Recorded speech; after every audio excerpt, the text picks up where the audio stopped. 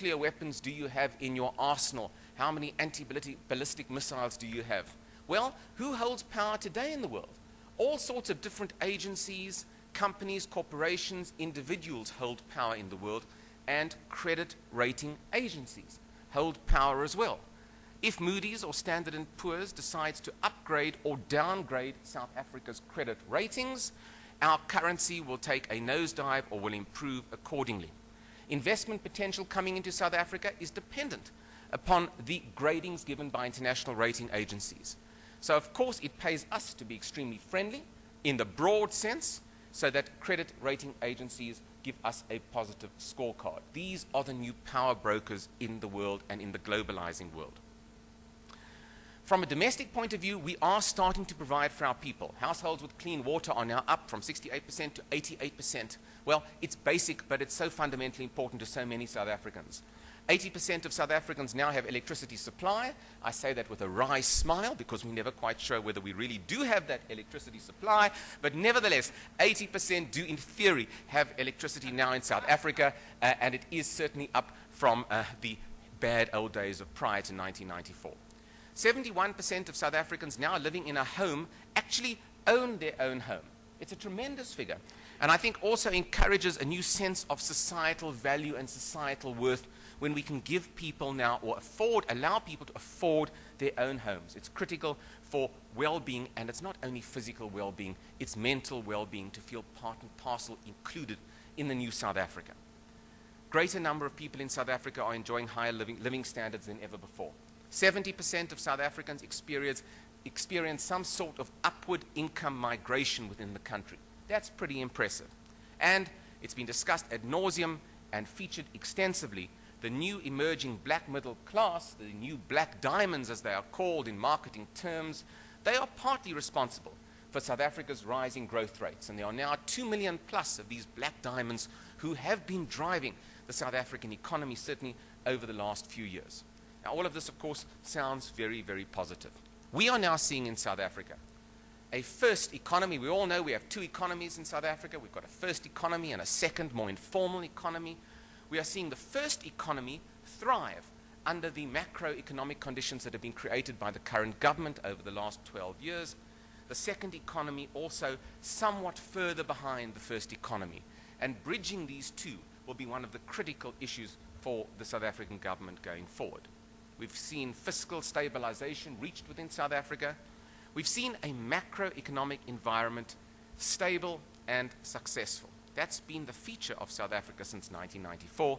Of course, perhaps it's now to manage the micro that will be more difficult and perhaps more important going forward.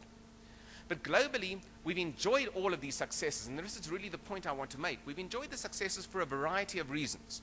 We could argue, and I think very fairly, that we've enjoyed economic success and stability, extremely important from a political point of view, that South Africa is a stable country, precisely because we have excellent economic policies in place by our government. But also, we have been fortunate since 1994, and in particular over the last 5, 6, 7 years, to be operational in a global economic environment that has been a very positive global economic environment. South Africa has come on stream, so to speak, as a democracy, as part of the globalizing nations of the world, when the world economy has generally been on the up. And that, of course, has encouraged our economy. Commodity prices over the last 10 years, 5 years in particular, have been high. That has encouraged our economy. A question mark will always remain. What happens when global economic cycles take a downturn? Where will investment go? What happens when commodities do not feature as much as they do? Generally, most economists believe that commodity prices are going to remain high for some time, so we can perhaps hope that that will be the underpinning of our economy. However, global cycles do change.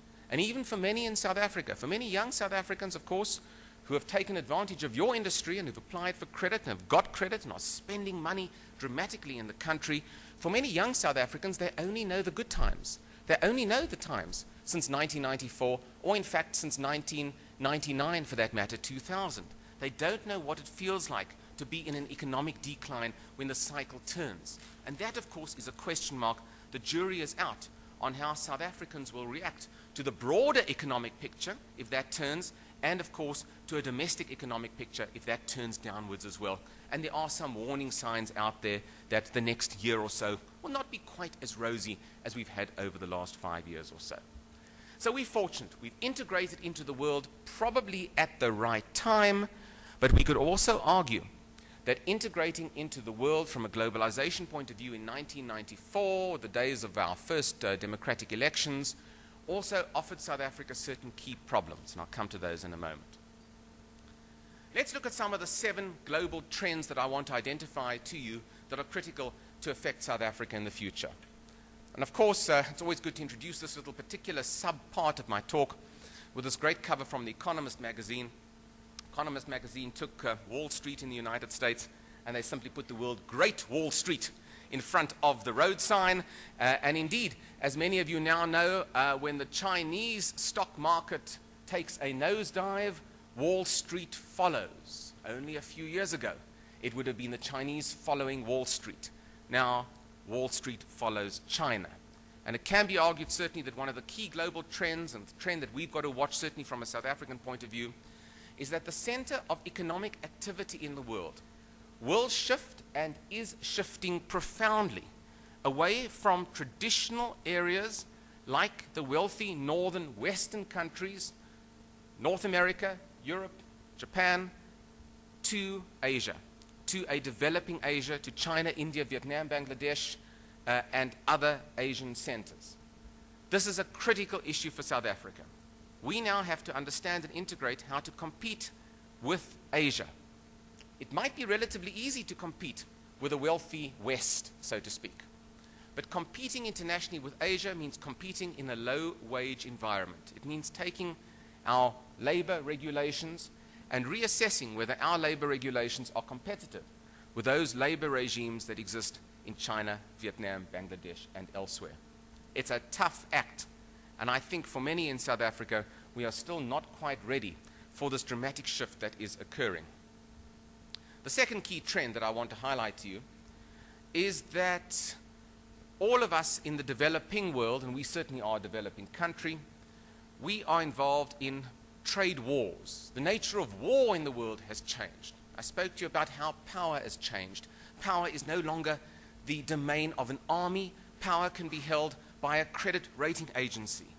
Well, wars can be fought now in trade negotiations that take place across the world. Wars can be fought between Brazil, India, South Africa, Russia, and the United States and France. Wars are fought around a table where the developing world want the wealthy countries of this world to open up their markets to goods and services products from poorer countries. And South Africa is one of those exact poorer countries where our products and services should be allowed to compete fairly and squarely in France, in the United States. But those wealthy countries still insist on a degree of protectionism for their agricultural workers, their manufacturing workers as well. The battle for access to markets worldwide is heating up. And that has a profound implication of how South Africa plays itself out, plays its role globally. Do we just become a friend of the United States, of the West? Do we increasingly become involved in the developing world, in the important countries of the developing world, in the BRIC countries, B-R-I-C, Brazil, Russia, India, and China? And do we ally ourselves with those countries, not just economically, maybe also in terms of our foreign policy objectives? Or do we still play to what's been termed in the globalizing game the Washington consensus, the global view that comes from Washington? And we are seeing this divergence occur in the world more and more. It's another key global trend for us to address. Ultimately in the world today, and this is something that we have to remember in South Africa, business is business. Frankly, from a South African point of view, the world owes us nothing. We expect that the world owes us everything because of what we have suffered in the past. But it's a rough competitive game, and that game has become more competitive as a result of globalization, as a result of business and investors being able to move their money across the world at the click of a mouse.